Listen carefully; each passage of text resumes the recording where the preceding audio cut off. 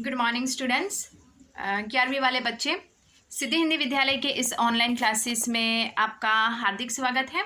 अब बच्चों, यहाँ पे हमने जो पार्ट है आपका पहला, यहाँ पे हिंदी भाषा के भीतर में, तो वो पार्ट जैसे कि यहाँ पे जिस प्रकार से है नमक का दारोगा और इसके जो रचयिता है प्रेमचंद, तो हमने यहाँ प्रेमचंद के जीवन की चर्चा की, अर्थात प्रेमचंद का परिचय प्राप्त किया कि किस प्रकार से उनका जन्म 1880 की 13 जुलाई में और उनका निर्धन जो होता है वो 8 अक्टूबर 1936 में उनका निर्धन हुआ। इसके साथ साथ मैंने आपको ये पाठ के भावार्थ अर्थात सारांश की भी चर्चा की थी कि यहाँ पे जो पंडित आलोपी दिन है, पंडित आलोपी दिन पैसे वाले होते हैं, उनकी जो नमक की गाड़ियाँ होती हैं और उस समय नमक का व्यापार करना, हेर फेर करना गुनाह माना जाता था, लेकिन फिर भी वो करते थे। तो इस प्रकार से यहाँ पे जो नमक की हेरा फेरी होती है उसके बारे में ये पाठ लिखा हुआ है। और ईमानदारी इंसान को कहाँ पे काम आती है उसका जीता जागता उदाहरण यहाँ पे मुंशी वंशीधर जो है वो मुंशी वंशीधर है। मुंशी वंशीधर के जो पिताजी हैं उन्होंने वंशीधर को सीख दी थी कि कितनी मुश्किलों के बाद ये दारोगा का पद मिलता है और तुमको ये दारोगा का पद मिला है तो मासिक वेतन जो होता है तो वो पूर्णमासी के चांद की तरह होता है। जो आता है तब तो ज़्यादा दिखाई देता है लेकिन फिर धीरे धीरे लुप्त हो जाता है। पूर्णमासी का चांद भी बिल्कुल उसी प्रकार से होता है कि जब वो पूर्णमासी जब होती है तब वो चांद पूरा दिखाई देता है और फिर धीरे धीरे वो किस तरह से लुप्त हो जाता है। ठीक है, बिल्कुल उसी प्रकार से यहाँ पे भी ये जो वंशीधर है उनके पिताजी ने उनको ये सीख दी थी। पंडित आलोपी दिन एक धनवान इंसान होते हैं जिनकी नमक की गाड़ियाँ वंशीधर पकड़ लेते हैं और फिर छुड़ाने के लिए कहते हैं, उनको रिश्वत देते हैं। अब जो दारोगा है वो रिश्वत नहीं लेते हैं, उनको रिश्वत देने के इल्ज़ाम में जेल में बंद कर देते हैं। मुकदमा चलता है और पंडित आलोपी दिन पैसों के धन पे वो छूट जाते हैं और उनके पास बहुत धन पैसा होता है तो यहाँ पे वो छूट जाते हैं। और किस प्रकार से यहाँ पे उनकी स्थिति कैसी होती है उसके बारे में हम अब यहाँ पे पाठ की शुरुआत करते हैं बच्चों। तो मैं थोड़ा थोड़ा पाठ यहाँ से पढ़ूंगी, आपके पास किताब होनी बहुत ज़रूरी है। यहाँ से आपको जो भी प्रश्न दिए जाएंगे वो प्रश्नों आपको यहाँ पे लिखने पड़ेंगे। तो जहाँ जहाँ पे मैं आपको बताऊंगी कि भाई यहाँ पे नोट करने वाली बात है या फिर लिखने वाली बात है तो आपको एक कॉपी भी बना के रखनी है जिसमें आपको लिखना भी होगा। अब यहाँ पे बच्चों ये जो पाठ हमारा है तो सबसे पहले पाठ की शुरुआत करते हैं।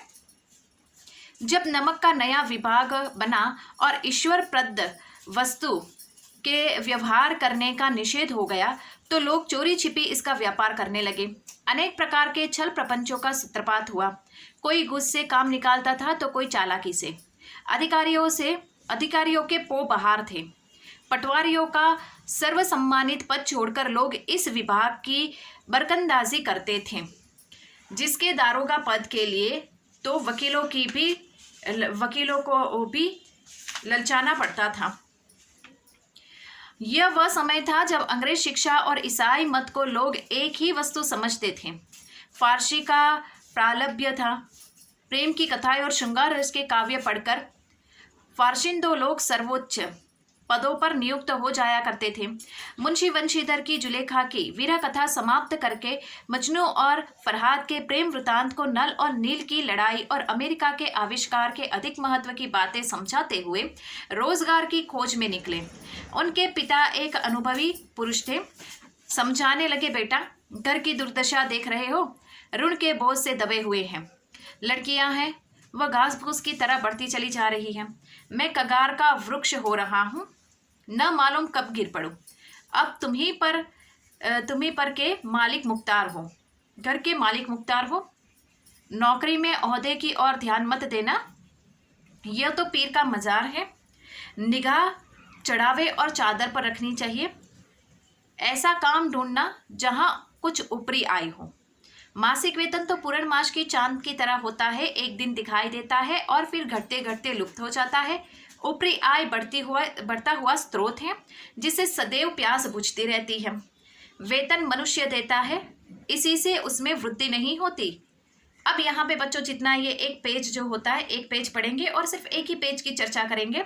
अब सबसे पहले तो मैं आपको ये बात बता दूं बच्चों की, ये जो पाठ है ये पाठ यहाँ पे बहुत ही शानदार सा ये पाठ है। उसका साहित्य प्रकार भी मैंने आपको बताया कि यहाँ पे उसका जो साहित्य प्रकार है वो किस प्रकार से है। तो यहाँ पे ये कहानी के रूप में है। अब यहाँ पे जैसे कि कुछ एक शब्द दिए गए हैं, जैसे कि बरकंदाजी। बरकंदाजी जो होता है वो उसका अर्थ होता है बंदूक लेकर खड़ा रहने वाला सिपाही या चौकीदार।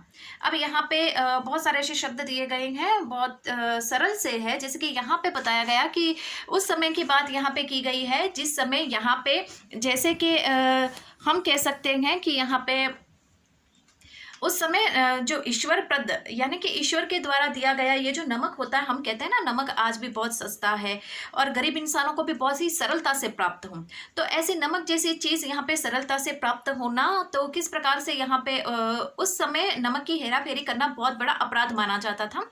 और पंडित आलोपी दिन जो है वो एक धनवान इंसान थे, उनकी गाड़ियाँ ये नमक का व्यापार करती थी, रात के समय ये हेर फेर करती थी, उसके बारे में यहाँ पे दिया गया है।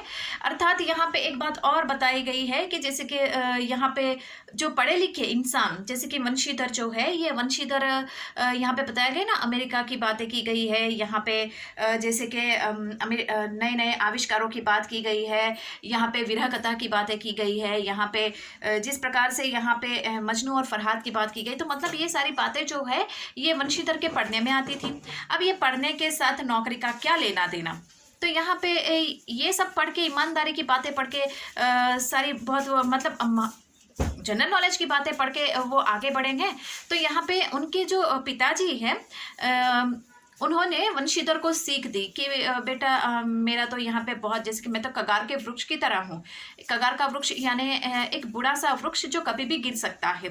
तो उन्होंने कहा कि मैं तो कगार के वृक्ष की तरह हूँ, मैं कभी भी गिर सकता हूँ। तो अब ये घर के मतलब मुख्तार जो मुखिया हो वो तुम ही हो, घर में जो लड़कियां हैं तुम्हारी बहनें हैं वो घास फूस की तरह बड़ी होती जा रही है, उनका मतलब उनकी शादी करवाना, अर्थात हमारा जो घर है वो कर्जे में डूबा हुआ है, हम एक एक ऋण के पाई के हकदार बन गए हैं, मतलब यहाँ पे चुकाना पड़ रहा है हमें वो। तो तुम एक ऐसी नौकरी ढूंढना कि जिसकी वजह से तुम्हें यहाँ पे क्या मतलब ऊपरी आय तुम्हारी हो, तुम्हें जो मासिक वेतन मिलता है उसके ऊपर ध्यान मत देना। यहाँ पे जो चढ़ावा चढ़ाया जाता है, निगाह तुम्हारी कहाँ पे चढ़ावे और किसके ऊपर होनी चाहिए, यहाँ पे उन्होंने स्पष्ट बताया कि मज़ार और चढ़ावे के ऊपर होनी चाहिए। क्यों? क्योंकि चढ़ावा जो मिलता है वो हद से ज़्यादा होता है। तो तुम्हारी जो मासिक वेतन तुमको मिलता है पूर्णमासी की चांद की तरह है, जो तुमको आएगा तब तो बहुत ज़्यादा दिखेगा, लेकिन जब जाएगा तो पता भी नहीं पड़ेगा, लुप्त हो जाएगा धीरे धीरे। तो यहाँ पे बताया गया कि दारोगा के पद के लिए उस समय बहुत सारे लोग जो है वो बहुत ही मतलब लालायित रहते थे। जो वकील होते थे वो वकील भी उस पद को हासिल करने के लिए बहुत जी तोड़ मेहनत करते थे। और उस समय दारोगा का पद यानी कि बहुत ही प्रसिद्ध था। क्यों? क्योंकि अधिकारी उसमें पो बहार होना यानी कि यहाँ पे स्पष्ट बताया गया है कि इंसान को हद से ज़्यादा वहाँ पे मुनाफा होना, उनका पोबहार होना, यानी कि हम कहते हैं ना पांचों के पांचों उंगलियां घी में होना। तो अधिकारियों की ऐसी स्थिति उस समय थी। क्यों? क्योंकि अधिकारी को तो सरकार की ओर से जो उनकी मासिक तनख्वाह थी वो ज़्यादा थी, तो वो तो मिलती थी, लेकिन यहाँ पे पंडित आलोपी दिन जो नमक की हेरा फेरी करते थे उनकी ओर से भी उनको मतलब रिश्वत दी जाती थी, तो अधिकारी उसमें खुश होते थे। तो बच्चों हम लोग यहाँ पे क्या करेंगे, हर रोज़ एक एक पेज पढ़ेंगे और उसको समझने का प्रयास करेंगे। कल से मैं आपको क्या करूँगी, मतलब बुक में किसी भी प्रकार से कल से या परसों से आपको बुक में दिखाऊंगी कि किस प्रकार से यहाँ पे पाठ है, पाठ पढ़ते जाएंगे और हम उसकी चर्चा करते जाएंगे। ठीक है, तो यहाँ पे ये जो लेसन है बच्चों आज मतलब जितना हमने पढ़ा उसमें हमने ये देखा कि पाठ की शुरुआत में ही आलोपी दिन का परिचय करवाया और वंशीधर के पिताजी ने वंशीधर अपने बेटे को क्या सीख दी। एक इंसान जो होता है यहाँ पे अपने बेटे को, यहाँ पे एक पिता जो होता है अपने बेटे को ईमानदारी का पाठ पढ़ाता है, लेकिन वो कहते हैं कि तुमने जो पढ़ा है अपने जीवन में ईमानदारी सच्चाई की बातें पढ़ी है जो यहाँ पे बिल्कुल काम में नहीं आएगी। तो सबसे पहले के पन्ने पर ही हमें ये बात स्पष्ट हो गई कि यहाँ पे वंशीधर के जो पिताजी है वो वंशीधर को सीख देते हैं कि तुम्हें एक ऐसी नौकरी ढूंढनी चाहिए जिसमें ऊपरी आय हो। ऊपरी आय का मतलब होता है रिश्वत। तो बच्चों यहाँ पे हम रुकते हैं, नेक्स्ट वाले वीडियो में इससे थोड़े और आगे बढ़ेंगे। थोड़ा सा यहाँ पे रोशनी के लिए थोड़ी सी परेशानी होती होगी, लेकिन आपको थोड़ा सा इस वीडियो के लिए थोड़ा सा कष्ट झेलना पड़ेगा, थोड़ी व्यथा झेलनी पड़ेगी, क्योंकि यहाँ पे थोड़ी बारिश हो रही है, अंधेरा है, तो इसके लिए यहाँ पे थोड़ी सी परेशानी है, जिसके लिए मैं माफ़ी चाहती हूँ। Thank you.